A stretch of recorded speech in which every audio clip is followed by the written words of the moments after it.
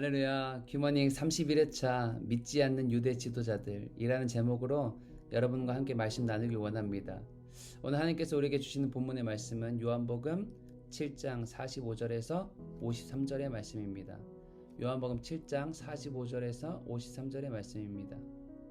아랫사람들이 대제사장들과 바리새인들에게로 오니 그들이 묻되 어찌하여 잡아오지 아니하였느냐. 아랫사람들이 대답하되 그 사람이 말하는 것처럼 말한 사람은 이때까지 없었나이다 하니 바리새인들이 대답하되 너희도 미혹되었느냐. 당국자들이나 바리새인 중에 그를 믿는 자가 있느냐. 율법을 알지 못하는 이 무리는 저주를 받은 자로다. 그 중에 한 사람 곧 전에 예수께 나왔던 니고데모가 그들에게 말하되 우리 율법은 사람의 말을 듣고 행한 것을 알기 전에 심판하느냐. 그들이 대답하여 이르되 너도 갈릴리에서 왔느냐. 찾아보라. 갈릴리에서는 선지자가 나지 못하느니라 하였더라. 다 각각 집으로 돌아가고. 아멘. 할렐루야. 오늘도 말씀 묵상과 함께하는 활기찬 월요일입니다. 사랑하는 청년 하나님 여러분, 이 아침 이 말씀으로 여러분과 축복하고 또 권면하고 싶습니다. 잠언의 말씀인데요, 4장 23절입니다. 모든 지킬 것만한 중에 더욱 내 마음을 지키라. 생명의 근원이 이에서 남이니라. 아멘. 성경은 분명하게 이야기하고 있습니다. 생명의 근원이 어디서 난다고요? 마음에서 나온다고 말합니다. 여러분, 마음이라는 것은 이 한마디로 정의 내리긴 참 어려운 것 같습니다. 그러나 오늘 성경이 말하고 있는 이 마음은 중심이라고도 표현할 수 있을 것이고 생각과 감정, 의지라고도 표현할 수 있을 것입니다. 이것은 아주 필연적인 상관관계를 갖고 있습니다. 우리의 생각과 감정을 예수 그리스도의 말씀으로 채우지 못한다면 그 빈 공간에는 다른 것들이 들어오게 되고 다른 불순물은 결국 우리의 중심을 해치게 됩니다. 그래서 마음을 지키지 못하게 되는 현상을 일으키게 되죠. 오늘 이 잠언의 기자는 이 마음이 얼마나 중요한가를 설명하고 있습니다. 생명의 근원이 마음에서 난다고까지 설명하고 있죠. 여러분, 하루의 시작이 주님으로부터 채워지고 말씀으로 채워지길 권면드립니다. 할렐루야. 생명으로 나아가는 시간이 될 것입니다. 아멘. 사실 이 사람의 감정과 생각 그리고 마음이라는 것은 모두 어떤 외부의 작용으로 일어나는 상대적인 부분입니다. 상대적인 관점입니다. 우리가 어떤 사실을 주장하거나 반박할 때 이것은 절대적이다 혹은 이것은 절대 안 된다라는 표현을 사용하곤 하죠.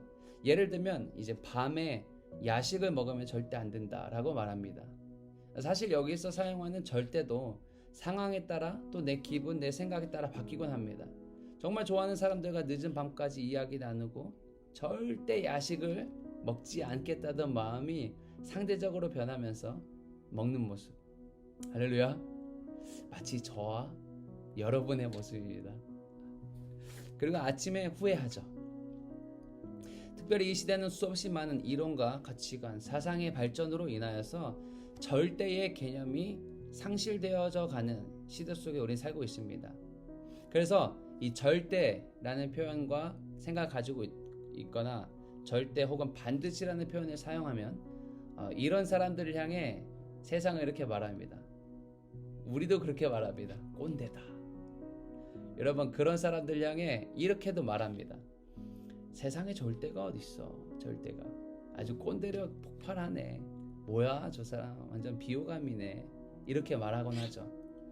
또한 우리의 관계를 넘어 이 세상을 이루는 시스템, 즉 구조적인 면에서 봤을 때도 이 상대성은 적지 않은 유익을 줄 때도 많습니다. 예를 들면 시험도 상대평가죠. 대부분.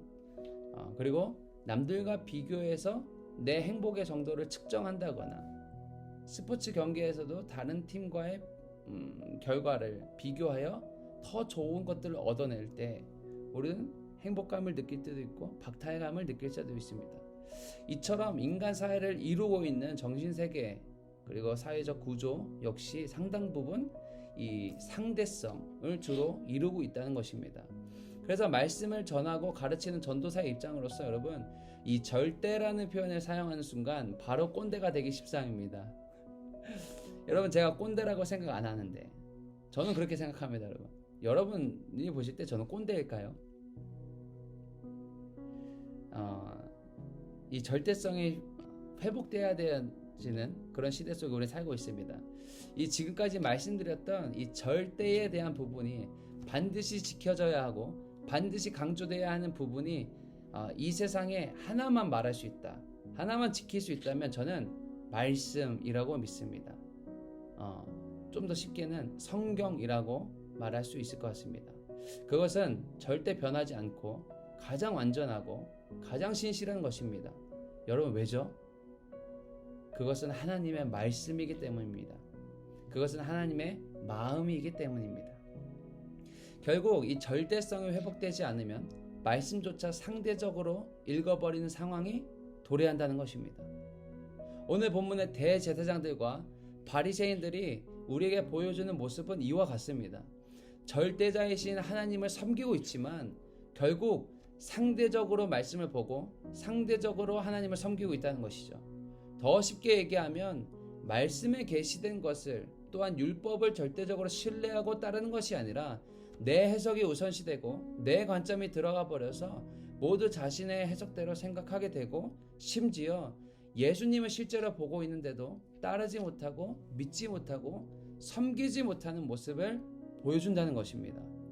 사실 저는 이 사실이 매우 두렵습니다. 사역자로서 하나님 앞에 살겠다라고 다짐하고 또 다짐하고 말씀을 공부하죠. 이것이 내 삶 속에 적용되고 심겨지도록 부단히 노력합니다.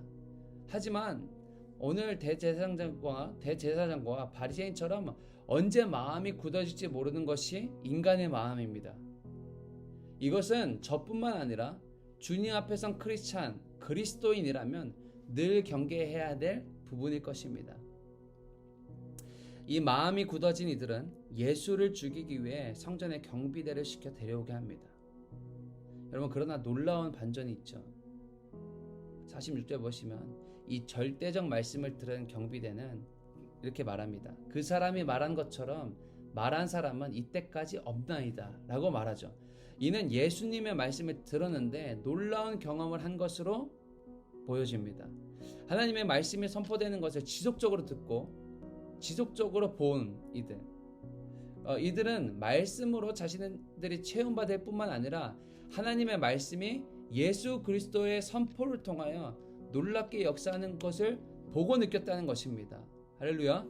여러분, 적어도 이 성전 경비대의 마음 안에는 오염되지 않는 빈 공간이 존재했고 이 빈 공간에 말씀이 들어왔을 때 살아계신 주님의 권위와 능력을 경험할 수 있었다는 것입니다. 아멘. 마음이 다른 것으로 굳어진 바리새인들과 대제사장은 이미 꽉 차버린 자신의 마음속을 비우지 못했고 말씀으로 채우지 못했기 때문에 예수님을 죽이기를 계획하고 비난하고 질투하죠.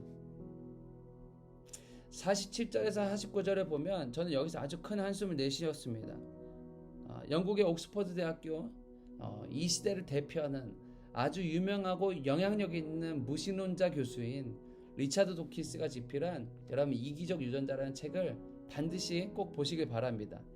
반드시 크리스찬 관점으로 여러분 읽어보시길 바랍니다. 저는 처음 이 책을 접할 때 굉장히 큰 분노가 치밀어 올랐습니다. 왜냐하면 하나님의 형상인 인간을 생물, 동물에 빗대어서 이기적이고 정치적인 집단으로 표현하고 있고 인간의 한계성을 표현하고 있었기 때문입니다. 여러분, 감히 무신론자가 하나님의 형상인 인간을 이렇게 표현하는 것을 넘어서 많은 사람들로 하여금 동의를 얻는다는 것이 저는 이 사실 자체로도 너무 화가 났습니다. 이 책에 이러한 예들을 듭니다. 동물을 빗대어서 얘기할 때 사자가 있고 하이에나가 있다고 가정해 봅시다. 이 둘이 1대1로 싸운다면 당연히 사자가 이기죠. 사자가 힘도 더 세죠. 양육강식의 피라미드 구조에서는 훨씬 더 위에 있죠. 근데 사자가 한 마리이고 하이에나가 여러 마리가 존재할 때 하이에나는 언제 두려웠나는 듯이 사자를 위협하고 가하고 심지어 잡아먹기도 합니다. 하지만 그보다 더 큰 상위 포식자가 나타나거나 어떠한 다른 큰 이익을 위해서라면 언제든 이 하이에나의 연합은 깨어지고 다시 약해지고 다른 이익을 쫓아서 또 다른 무리들을 만들게 된다는 것입니다. 할렐루야. 그러나 오늘 47절 49절의 관점으로 본다면 이와 아주 적절한 비유가 아닌가 생각하게 됩니다. 죄성으로 일그러진 인간, 이 대제사장들과 바리새인들은 예수님의 말씀을 듣고 감동된 이들에게 미혹된 것이 아니냐, 추궁하고 많은 사람들이 예수를 믿지 않는데 너희가 본 것이 진정 그러하냐라고 여러분 어떤 프레임을 씌우고 거짓된 이야기를 말합니다. 여러분, 이것이 얼마나 치졸한 인간의 모습입니까? 얼마나 정치적인 인간의 모습입니까? 우리도 여러분 진지하게 생각해 볼 필요가 있습니다. 은혜를 받은 공동체는 그들이 만들어내는 이 생명의 문화, 존중의 문화들이 있습니다. 그러나 생명력이 없고 역동적이지 못하고 살아있지 못한 공동체는 서로 미워하고 배신하고 존중하지 못하는 문화가 반드시 존재합니다. 여러분, 사회 안의 공동체도 마찬가지고 우리가 속해 있는 교회의 공동체 역시 마찬가지입니다. 요한계시록에도 보시면 칭찬받는 교회와 책망받는 교회가 나오죠. 그리고 주님 앞에 칭찬받는 교회의 이유에 꼭 들어가는 것이 무엇이냐면 서로 사랑하는 것입니다. 물론 첫 번째는 주님을 사랑하는 것이지만 주님은 서로 사랑하는 것에 대해서도 굉장히 중요하게 생각하시고 그것을 칭찬하시죠. 서로 나보다 남을 낮게 여기고 존중하고 사랑하고 귀히 여기는 것, 또 내 이웃의 필요를 채워주고 함께 짐을 지는 공동체, 그러한 공동체는 칭찬을 받을 뿐 아니라 살아나게 된다는 것입니다. 아멘. 하지만 적어도 이 당시의 유대 지도자들의 공동체는 그러한 모습은 아니었다는 것이죠. 죽음의 문화, 시기 질투의 문화, 절대적인 말씀이 아니라 상대적 말씀으로 자신들의 뜻을 따라 예수님을 판단하고 가르고 심지어 저주를 받을 자다 라고 표현하기까지 합니다. 여러분, 이것은 매우 중요합니다. 유대인들의 사회, 유대인들이 만들어내는 문화, 그것은 교만하고 완악한 태도의 문화였습니다. 이 집단 혹은 공동체가 올바른 방향으로 간다는 것, 그것은 매우 중요한 것입니다. 한 사람의 주장은 약할지 모르지만 두세 사람의 주장은 훨씬 더 강력한 힘을 가지게 됩니다. 그리고 그들이 한 목소리를 내거나 한 곳을 바라보면 많은 사람들 역시 동요되어 동일한 메시지, 동일한 시선을 갖게 된다는 것이죠. 이것을 우리는 군중심리 혹은 집단화된 인간의 정치라고 표현할 수 있습니다. 미꾸라지 한 마리가 흙탕물을 만들지만 더 놀라운 것은 미꾸라지 한 마리가 꿈틀거릴 때 수백, 수천 마리의 미꾸라지가 함께 움직이며 엄청난 이 진흙탕 물이 된다는 것, 엄청난 속도로 빠르게 변하게 된다는 것, 이것이 공동체가 가지고 있는 여러분 무섭고도 큰 장점이 되는 부분입니다. 이것을 저는 인간사에서는 정치라고 표현하고 싶습니다. 그러나 절대적 말씀에 근거한, 상대적이 아니라 절대적 말씀에 근거한 공동체는 올바른 방향으로 가게 된다는 것을 기억하십시오. 한 번 더 말씀드리겠습니다. 절대적 말씀에 근거한, 여러분 상대적인 것이 아니라 절대적인 말씀에 근거한 공동체는 반드시 올바른 방향으로 간다는 것 기억하십시오. 어쩌면 죄된 인간을 보며 리차드 돈키스는 정확한 지적을 했을지 모릅니다. 그러나 절대적 말씀이 공동체를 채우고 우리 마음을 채운다면 이 리차드 도킨스의 주장은 완전히 틀린 것이 된다는 것이죠. 아멘. 그러므로 여러분 깨어 있어야 합니다. 마음을 지켜야 한다는 것입니다. 오늘 니고데모의 등장은 우리에게 큰 도전이고 힘이 됩니다. 니고데모 역시 바리새인이었습니다. 그러나 말씀이 그를 감동시키고 있었고 예수님을 보고 반응하는 자였습니다. 자신의 뜻대로가 아니라 평생에 자신이 배우고 묵상하고 지켰던 율법, 이 말씀이 그리스도 예수로 말미암아 완성된다는 것, 그것을 올바로 알고 있었던 그는 말도 안 되는 주장을 펼치는 유대 지도자들을 향하여 말하는 것입니다. 우리의 율법은 사람의 말을 듣고 행하는 것을 알기 전에 심판하느냐? 쉬운 성경은 이렇게 말합니다. 우리의 율법에 따르면 먼저 그 사람의 말을 들어보지 않거나 그가 행한 것을 알아보지 않고는 그 사람에게 죄가 있다고 판단하지 않습니다. 아멘. 할렐루야. 여러분, 얼마나 중요한 이야기입니까? 니고데모가 얼마나 중요한 이야기를 합니까? 율법을 올바르게, 말씀을 올바르게 해석하는 자는 여러분 잘못된 것에 대해서 이렇게 얘기한다는 것이죠. 할렐루야. 사랑하는 여러분, 율법이 잘못된 것입니까? 말씀이 잘못된 것입니까? 그렇지 않죠. 율법 역시 하나님이 주신 말씀입니다. 그러나 그것을 절대적으로 받아들이냐, 상대적으로 받아들이냐의 선택은 나 자신이 하게 된다는 것을 기억하시기 바랍니다. 오늘 니고데모는 가장 좋은 쪽을 선택하고 있습니다.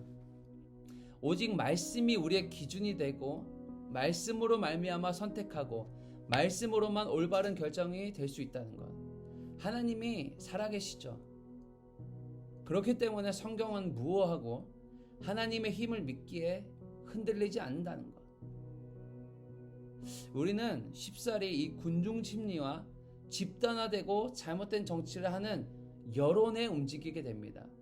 더 쉽게 얘기하자면 소문이나 어떤 사람들의 평가나 이슈나 어떤 여론 평가에 따라서 움직이게 된다는 것이죠.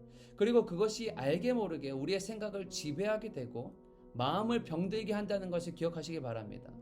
여전히 유대 지도자들은 예수님을 믿지 않았고 자신의 뜻대로 율법을 해석하고 재단합니다.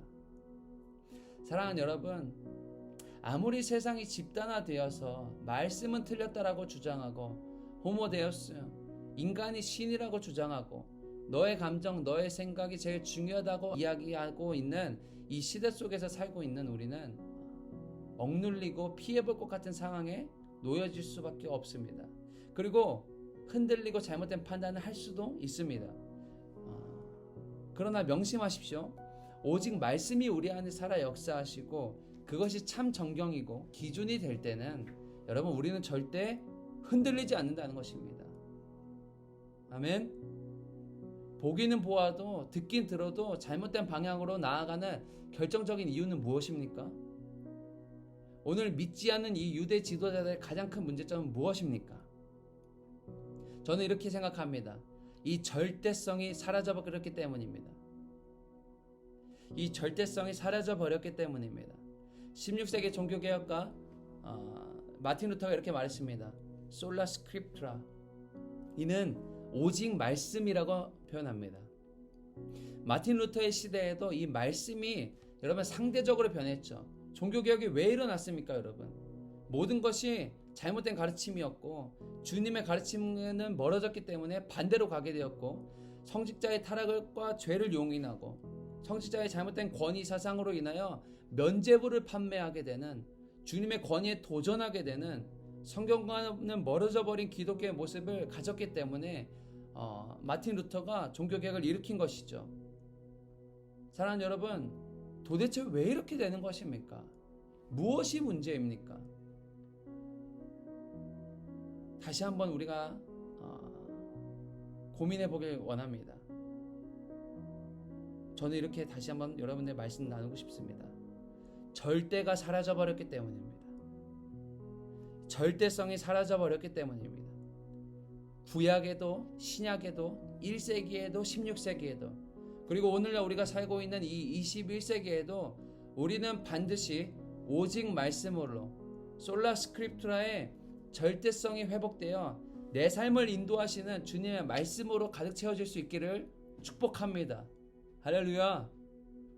사랑하는 청년 여러분, 오늘 말씀을 정리하면서 이 절대주의신 하나님 앞에 신실하게 나아갈 수 있도록 몇 가지 권면을 나누고자 합니다. 오늘은 특별히 여러분 이 말씀을 준비하면서 저는 공동체에 대해서 나누고자 합니다. 인간은 절대 혼자 살아갈 수 있도록 만들어지지 않았습니다. 인간은 절대 혼자 살아갈 수 없도록 하나님께서 만드셨습니다. 창세 때도 아담을 지으시고 혼자 지내는 것이 보기 좋지 않기 때문에 짝을 만드셨죠. 가정을 이루게 하셨고 자녀를 낳게 하셨고 그래서 지금까지 이 우주적인 공동체를 만들게 하셨습니다. 이 공동체에는 너무도 큰 비밀이 있습니다. 세상의 소리와 같이 문제와 이슈, 여러분 혼자서 감당하기에 너무나 큰 어려움이 있습니다. 그러나 우리가 언제 바르게 설 수 있도록 노력할 수 있을까요? 그것은 건강한 공동체, 오직 말씀이 우리를 인도하시도록 힘써 지키고 노력하는 공동체가 있을 때, 공동체 안에 있을 때 가능하다는 것입니다. 이것이 엄청난 비밀이자 큰 축복입니다. 제가 세 가지 권면을 여러분께 드리고 싶습니다. 첫 번째, 그러므로 여러분이 속한 공동체를 위해서 힘써서 기도하십시오. 특별히 리더들을 위해서 중보하십시오. 주님께서 세우신 리더들이 온전히 주님을 바라보고 주님의 음성을 들을 수 있도록, 그래서 하나님의 마음을 알 뿐만 아니라 공동체를 이끌어 나갈 때 이 절대성이 회복될 수 있도록 기도해 주십시오. 두 번째, 내가 속한 공동체가 어떠한 문화를 만들고 있는지 세밀하게 보시고 고쳐야 할 문화가 무엇인지, 우리 공동체는 생명의 공동체의 문화를 만들고 있는지, 아니면 매일 모여서 가십거리를 이야기하고 누군가를 비방하고 비판하고 있다면 그 공동체는 위험한 공동체가 된다는 것을 명심하십시오. 주님이 기뻐하지 않으시는 공동체가 된다는 것입니다. 그렇게 되면 우리 역시 오늘 본문의 말씀처럼 유대 지도자들과 다를 바가 없습니다. 그렇게 좋은 문화, 좋은 공동체를 만들기 위해서 함께 노력하십시오. 세 번째, 내 마음이 날마다 예수 그리스도의 사랑 안에 충만하게 거할 수 있도록 찬양하고 기도하기를, 또한 말씀으로 완전히 적셔지기를 멈추지 마십시오. 여러분의 이 빈 마음, 빈 공간을 세상의 것이 아니라 주님의 것으로 채워서 주님과 더 깊은 사랑 안에 이 위대한 비밀을 깨달아 알아서 이제는 받은 사랑을 전할 수 있는 청년하람이 될 수 있기를 축복합니다. 할렐루야. 여러분, 절대성이 회복돼야 될 때입니다. 우리가 살아가는 시대에 이 모든 것이 상대성으로 작용하고 있지만 여러분, 말씀만큼은 타협하지 마십시오. 하나님의 뜻만큼은 우리가 반드시 지켜내어서 여러분, 진정한 평안과 축복과 사랑 안에, 그리고 승리하며 나아갈 수 있는 우리 청년하람 될 수 있기를 예수님의 이름으로 축복합니다. 할렐루야.